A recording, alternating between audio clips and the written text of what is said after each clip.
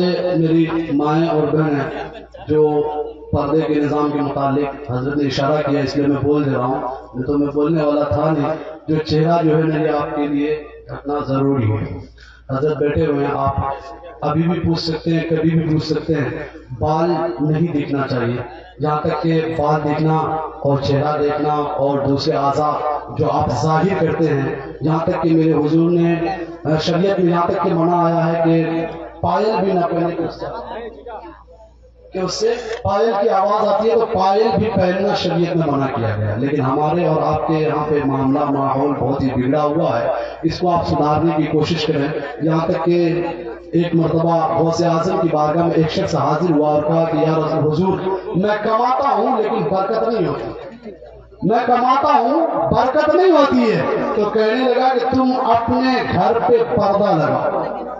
کیا کہا؟ تم اپنے گھر پہ پردہ لگاؤ۔ جب پردہ لگایا 2-4 دن بعد وہی شخص حاضر ہوا، کہا کہ حضرت آپ نے جس دن سے پردے کا کہا میں نے لگایا تو خوب برکتیں ہو رہی ہے۔ حضور غوث اعظم نے فرمایا تمہارا گھر سڑک کے کنارے ہے اور جو بندہ آتا جاتا تھا غیر مردوں کی نگاہیں تم پر پڑتی، ان عورتوں پر پڑتی تھی، اس لیے برکت ختم ہو گئی تھی۔ اور آج ہمارے اور آپ کے یہاں ماحول کیا ہے کہ دیور اور بھابھی تو کھلے عام مذاق کرتے ہیں، جبکہ جائز ہی نہیں ہے، جائز ہی نہیں ہے۔ یہاں تک کہ شریعت میں تو یہ بتایا گیا ہے کہ جب بچے بڑے ہو جائیں تو بچے بڑے ہونے کے بعد لڑکے کو الگ سلائیں، لڑکی کو الگ کمرے میں سلائیں۔ اب یہاں خاص بھائی بہن کا معاملہ جب الگ کروا رہے ہیں تو ایک دیور کا بھابھی کے ہاتھ پر ہاتھ دینا یہ جائز ہی نہیں ہے، سراسر حرام ہے۔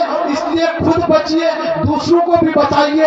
یہ نہیں کہ ہمیں کہا گیا ہے تو صرف ہم بچیں، دوسروں کو بھی آگاہ کیجیے اس بات سے۔ اور پھر اسی طریقے سے جو ہے کئی ایسے مسائل ہیں جس کو جو ہے آپ نے اپنے ماتوں کی نگاہوں سے دیکھا ہوگا کہ یہ چیزیں شریعت میں حرام ہے، اس کے باوجود کرتے ہیں۔ ایک ہی ساتھ بیٹھ کر کے کھانا کھانا، ہنسی مذاق کرنا، ٹھٹا کرنا، یہ ساری چیزیں شریعت نے اجازت نہیں دی ہے۔ میرے حضور سرور کائنات صلی اللہ علیہ وسلم کے فرمان علی شان کے مطابق بتایا یہ گیا ہے کہ جو ہونٹ پر جو ہے لپسٹک لگائے گا اس کے ہونٹ جو ہے قیامت کے دن جو قینچی سے کاٹے جائیں گے۔ کیا آپ اس عذاب کو برداشت کریں گے؟ اللہ اکبر۔ ظاہر سی بات ہے آج ہماری مائیں اور بہنیں اگر ایک سوئی چپ جائے تو فوراً چیخ چیخ کر کے سارا گھر جو ہے اپنے سر پر لے لیتے ہیں۔ کبھی آپ نے غور کیا اس مقام پر آپ کیا کریں گے، اس کیفیت پر آپ کیا کریں گے؟ اس لیے میں آپ سے گزارش یہی کروں گا کہ یہ دنیا جو ہے آپ کے لیے اعمال کی جگہ ہے، جس طریقے سے آپ یہاں پہ کریں گے وہی وہاں پہ بھریں گے۔ تو اس لیے آپ اپنے آپ کو یہاں پہ مضبوطی سے رکھیں تاکہ کل قیامت کے دن آپ کا اٹھنا کسی نچنیا کے ساتھ نہیں، آپ کا اٹھنا کسی ہیروئن کے ساتھ نہیں، آپ کا اٹھنا کسی فاحشہ عورت کے ساتھ نہیں، بلکہ آپ کا اٹھنا ہو تو ام کلثوم کے ساتھ ہو، فاطمہ الزہرا کے ساتھ ہو۔ آپ کو اٹھنا ہے ان کے ساتھ۔ اس لیے میں یہ کہوں گا کہ جو گھر کے مرد حضرات ہیں ان کی بھی ذمہ داری ہے کہ ان پر کنٹرول کریں۔ اگر آپ ان کو جتنا زیادہ چھوٹ دیں گے وہ اتنی ہی بگڑتے جائیں گے۔ اس لیے آپ سے بھی گزارش ہے کہ ان پر کنٹرول کریں اور ان کو باہر اپنے نقاب وغیرہ کے ساتھ اول تو جانے ہی نہ دیں، کوئی ضرورت نہ ہو، اگر تو ضرورت اگر ہے تو وہ الگ مسئلہ ہے، لیکن اس حساب سے آپ بھیجیں کہ کسی کی نگاہ نہ پڑے، کسی کی نظر نہ پڑے۔ یہاں تک بتایا گیا ہے کہ جب کوئی عورت باہر نکلتی ہے تو شیطان اس کو گھور گھور کر کے دیکھتا ہے اور رب کائنات کی طرف سے لعنتیں برستی ہیں، اللہ کی طرف سے لعنتیں برستی ہے۔ کبھی آپ نے غور کیا رب تبارک و تعالیٰ کا عذاب کتنا سخت عذاب ہے؟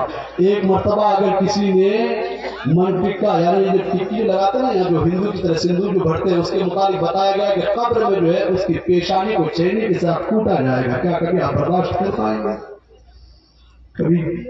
کبھی نہیں۔ اس لیے میرے بھائی اور بہنوں اپنے آپ کو سدھاریں، اپنے آپ کو جہنم کا ایندھن مت بنائیں، بلکہ خدا رہا کسی اور کے پاس کو خدا رہا۔ ابھی بھی جس کے چہرے کھلے ہو نا اپنے چہرے کو ڈھکنے بڑی مہربانی ہوگی۔ میں بھی کسی ماں کا بیٹا ہوں، میں بھی کسی بہن کا بھائی ہوں، جن کا چہرہ کھلا ہوا نا چہرہ ڈھکنے بڑی مہربانی ہوگی۔ مجھ پہ کرم فرمائیں گے آپ لوگ اگر اپنا چہرہ ڈھک لے تو۔ اپنے دل سے سنیں، میں منع نہیں کرتا، لیکن اس اعتبار سے سننا جس اعتبار سے حضور کی بارگاہ اپنے چہرے کو ڈھک کر کے اور قاعدے سے بیٹھ کر کے اپنے آپ کو سلیس طریقے سے بیٹھ کر کے پھر اس کے بعد سنیں.